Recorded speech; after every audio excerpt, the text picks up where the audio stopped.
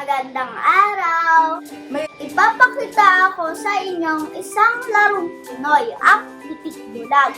Maglalaro kami ng nanay ko. Ituturo ko din sa inyo kung paano laruin ang pitik bulag. Panoorin nyo to Kailangan ng dalawang manlalaro. Tawagin natin silang A at B. Kailangan mag-usap ni A at B kung sino ang unang magiging taya. Sa larong ito, ang unang taya ay si B. Tatakpan ni B ang mga mata niya gamit ang isang kamay niya. Pipitikin ni A ang kamay na nakatakip sa mata ni B. Pagkatapos ay magtataas si A ng mga daliri.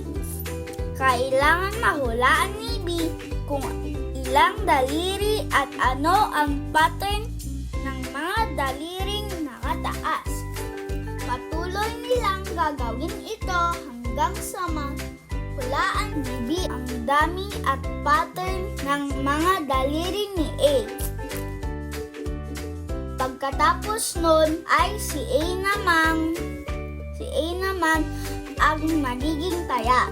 Tuloy-tuloy lang ang laro hanggang sa makaisip kayo ng ibang larong Pinoy na pwedeng laruin.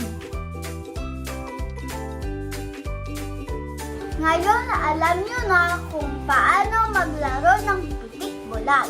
Ang saya-saya ng mga larong Pinoy, no? Kaya dapat maglaro na tayo ng ganito. Huwag na puro TV, tsaka cellphone. Paalam!